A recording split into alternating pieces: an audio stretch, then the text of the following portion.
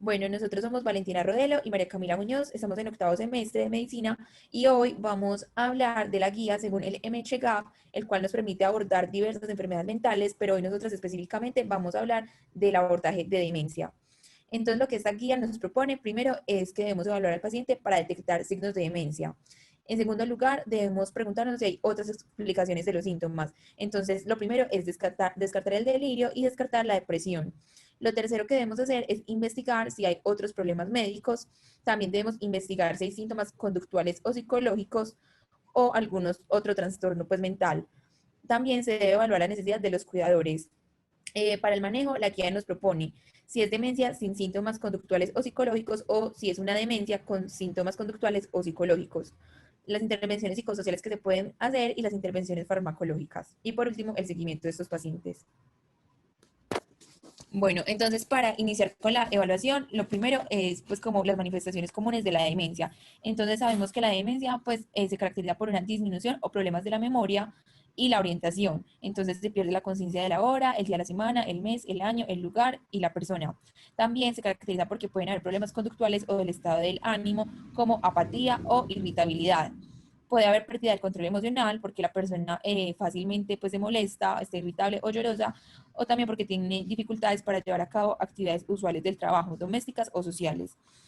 Entonces, pues lo primero que debemos hacer es que vamos a evaluar a la persona para detectar estos signos de demencia. Entonces, un consejo que nos da la guía es que debemos evaluar directamente a la persona mediante pruebas de la memoria, la orientación y las habilidades del lenguaje. Y pues hay que hacer también una evaluación neurológica general utilizando como herramientas aptas para el contexto del paciente.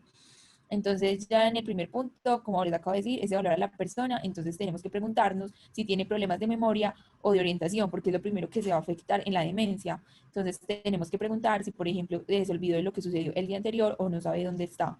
Si nuestro paciente no presenta ninguna de estas características, entonces es posible que estemos frente a otro cuadro distinto a demencia. Si nuestro paciente sí pues las tiene, debemos hacer la segunda, pues como parte de esta pregunta, que es si la persona tiene dificultades para desempeñar roles o actividades claves. O sea, que tenemos que preguntar por actividades diarias como ir de compra, pagar facturas, cocinar, etcétera. Si nuestro paciente no tiene esto, entonces también es posible que no estemos frente a una demencia, debemos buscar otra causa, pero si sí tiene esto, entonces pasamos a la segunda pregunta del algoritmo, que es si hay otra explicación para los síntomas. Entonces, ¿qué nos preguntamos acá? Si estos síntomas que el paciente ha tenido han estado presentes y progresando lentamente durante al menos 6 meses. Si esto no es así, debemos preguntar algunas características, por ejemplo, si el cuadro es de aparición abrupta, si la duración apenas es de días o semanas, si el trastorno se presenta durante la noche y se asocia como con la alteración del estado de conciencia, y si hay desorientación con respecto a la hora, el día, el mes, el año y el lugar. Si esto es así, posiblemente estamos frente a un delirio, entonces se evalúa a la persona para detectar posibles causas médicas. Si esto no es así y realmente los síntomas se han progresado lentamente y han estado durante al menos 6 meses, lo que debemos preguntar es si la persona tiene depresión moderada o grave, porque si es así, pues entonces debemos dirigirnos al módulo pues para tratar una depresión. Pero si no tiene la depresión, entonces ahora sí vamos a sospechar que estamos frente a una demencia. Entonces ya para el tercer paso vamos a evaluar a la paciente para detectar otros problemas médicos. Entonces nos hacemos si la persona presenta tan siquiera cualquiera de las siguientes características. Si es menor de 60 años, antes de que aparecieran los síntomas, si los síntomas están asociados con trauma cráneoencefálico, un accidente cerebrovascular o alteración o pérdida de la conciencia, si tiene un antecedente clínico de bocio, pulso lento, piel seca, como si estuviéramos pensando en el contexto de un hipotiroidismo, o si tiene algún antecedente de infección de transmisión sexual, como un ITS, pues como VIH o SIDA. Si nuestro paciente tiene alguna de estas características, entonces decimos que son unas características como extrañas y debemos de remitir a nuestro paciente a psiquiatría. En caso de que no cumpla con algunas de estas características, nos vamos a preguntar si la paciente tiene ingesta alimentaria deficiente, desnutrición o anemia. Si es así, entonces es necesario pues que suplementemos estas carencias con alimentos y seguimiento de peso. En caso de que no presente ninguna deficiencia, vamos a preguntarnos si tiene la persona factores de riesgo de enfermedades cardiovasculares, ya sea hipertensión, diabetes, obesidad, cardiopatía o antecedentes de ACV.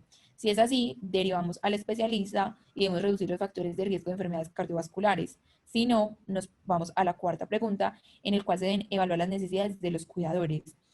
Este paso es súper importante porque los cuidadores pues también pueden tener otras enfermedades. Entonces vamos a preguntarnos si tiene el cuidador dificultad para hacer frente a los problemas o muestra estar bajo presión. Entonces, obviamente debemos preguntar quiénes son los principales cuidadores, quién más presta atención y qué cuidados brindan y qué resulta como más difícil de manejar con nuestro paciente. Entonces, ¿qué es importante? Si nuestro paciente, si nuestro cuidador si presenta problemas como que se encuentra bajo presión, entonces debemos investigar intervenciones psicosociales relacionadas con el cuidado del relevo, las actividades de la red de apoyo de la comunidad y la terapia familiar o individual si están disponibles. En caso de que esto no sea posible o el paciente simplemente pues no se encuentre con un cuidador que tenga problemas de presión, nos vamos a preguntar si el cuidador está experimentando un estado de ánimo deprimido. Si se encuentra deprimido, entonces debemos de prestar atención y hacer una evaluación de la depresión. También debemos de tratar de abordar la presión con apoyo y psicoeducación y orientación para la resolución de problemas o terapia cognitivo-conductual. Si nuestro paciente no presenta un cuidador que tenga ánimo deprimido, lo otro que nos debemos preguntar es si el cuidador tiene pues o presenta una pérdida de ingresos o gastos adicionales secundarios a la patología pues de nuestro paciente inicial. Si es así, debemos explorar opciones de apoyo económico locales como los servicios para casos de discapacidad. En caso de que no presente problemas económicos, nos vamos para el quinto punto, donde vamos a preguntar si tiene la persona alguno de los siguientes síntomas conductuales o psicológicos de la demencia. Entonces, en cuanto a los conductuales, vamos a encontrar la deambulación, la alteración en horas de la noche, la agitación y la agresión, mientras que psicológicos vamos a encontrar alucinaciones, delirios, ansiedad y explosiones emocionales incontrolables. Entonces, si no presenta ningún síntoma ni conductual ni psicológico, vamos a, pues, a seguirnos o a basarnos en el protocolo número uno, mientras que si sí los presenta, pues nos vamos a seguir del protocolo número dos, que ya mi compañera Valentina se los va a explicar a fondo. Es importante que si hay riesgo inminente de suicidio, vamos a evaluar y tratar al paciente antes de proseguir con el protocolo. Para esto la guía también nos ofrece un módulo completo y si la persona tiene otras afecciones concurrentes de enfermedad, pues entonces se debe evaluar y tratar antes de proseguir también con este protocolo.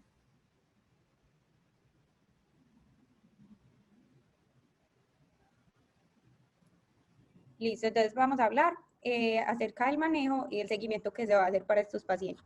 Entonces, la guía MHGAP, como Cami nos mencionó previamente, para el manejo propone dos protocolos diferentes.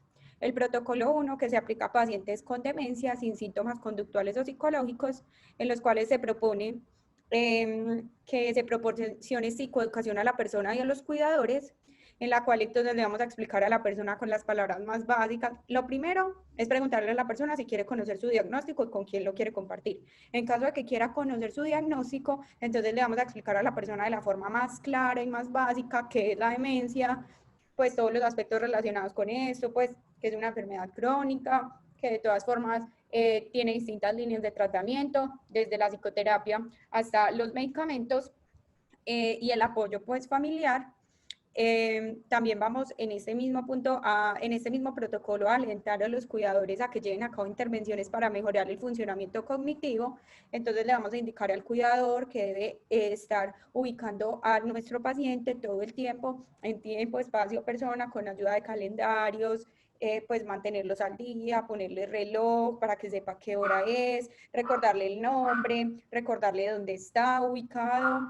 Bueno, además se debe promover la independencia, el funcionamiento y la movilidad de estos pacientes. Entonces se debe promover, pues lo debe promover tanto el paciente si está en condiciones como el cuidador, que el paciente haga ejercicios para evitar riesgo de caídas, para que también esté acostumbrado a realizar algunas actividades por sí solo si está en las condiciones de hacerlos.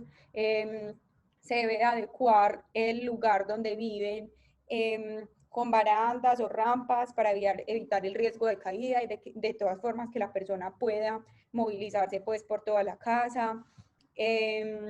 Bueno, adicionalmente se debe proporcionar apoyo a los cuidadores. Esto es muy importante porque entonces, como dijo Cami, en la parte de la evaluación vamos a tener que evaluar cómo está el estado de salud, el estado mental del cuidador del paciente con demencia, evaluar si hay algo que le está causando especial dificultad, si siente que está muy agotado. Entonces, en el manejo también le vamos a aconsejar que, por ejemplo, le vamos a dar diversos tips para que haga el manejo con demencia, del paciente con demencia, pero también le vamos a aconsejar que busque también otras personas de la familia, otras personas capacitadas para cuidar pacientes con demencia que le puedan ayudar para que no se sobrecargue pues con todo eso, ya que puede ser una labor extenuante.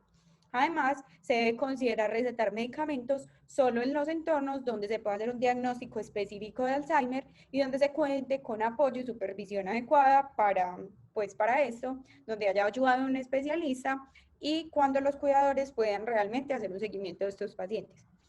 Ya en cuanto al protocolo 2, que es el protocolo que vamos a aplicar para pacientes con demencia, pero que tengan síntomas conductuales o psicológicos que mencionó Cami previamente, entonces vamos a aplicar todo lo que ya hicimos en el protocolo 1, pero adicionalmente vamos a tratar los síntomas conductuales y psicológicos, vamos a aplicar también terapia conductivo-conductual, vamos a aplicar terapia psicológica, vamos a aplicar terapia ocupacional y si es necesario entonces vamos a acudir a los medicamentos.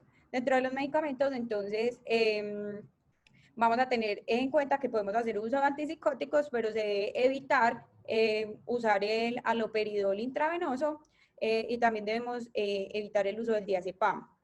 Si hay riesgo inminente para la persona por el cuidador, entonces se debe, como dije previamente, considerar recetar medicamentos antipsicóticos si los síntomas persisten o si hay un riesgo inminente de daño y se debe, en ese protocolo 2, necesariamente derivar al paciente a un especialista cuando sea posible. Listo, entonces ya esto que les estamos mostrando en la pantalla es pues como todo el protocolo del que propone el MHGAP, entonces aquí podemos ampliar un poco más este tema en cuanto al tratamiento que les he venido mencionando. Y bueno, ya para el seguimiento, entonces también ellos proponen una serie de pasos. Lo principal es que proponen que se debe hacer un seguimiento mínimo cada 3 meses. Pero si tenemos al paciente con medicamentos, entonces el seguimiento lo debemos hacer mensual. Entonces, lo primero que vamos a hacer es evaluar para determinar si hay mejoría. Entonces, primero nos vamos a preguntar, ¿la persona está estable? No hay ningún síntoma de empeoramiento o disminución de las funciones. ¿Los síntomas conductuales o psicológicos están mejorando? Si hubiera, entonces, si la persona no está estable o no está mejorando, entonces, si no toma medicamentos, podemos iniciar una terapia farmacológica y si toma medicamentos, entonces debemos observar cómo está tomando el medicamento, los efectos secundarios y la dosis con la que está. Se debe entonces ajustar la medicación con una dosis mayor o cambiar de medicamento a medicamentos alternativos según proceda.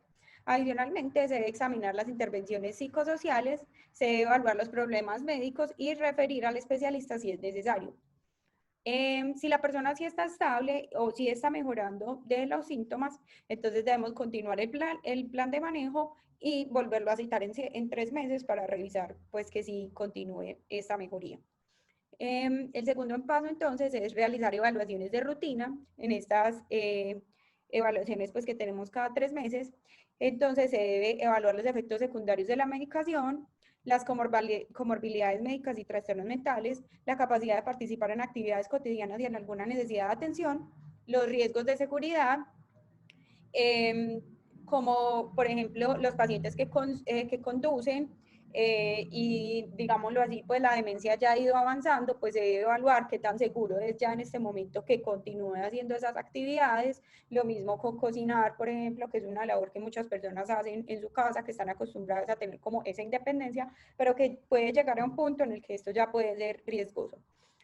Además, se debe evaluar los síntomas psicológicos o conductuales nuevos, los síntomas de depresión o riesgo inminente de suicidio y las necesidades de los cuidadores, que como ya hablamos previamente, son súper importantes mantenerlas siempre en mente y tener pues como a los cuidadores como otro elemento principal en cuanto a este escenario de la demencia. Y ya como tercer y último paso, se debe realizar intervenciones psicosociales, se debe entonces continuar promoviendo el funcionamiento y proporcionar educación psicosocial, como lo que mencionamos previamente. Esto ya sería como lo último. En cuanto al tratamiento, es muy importante evaluar siempre a los pacientes que por el deterioro que han presentado van a necesitar tratamiento de pronto con inhibidores de colinesterasa o con memantina.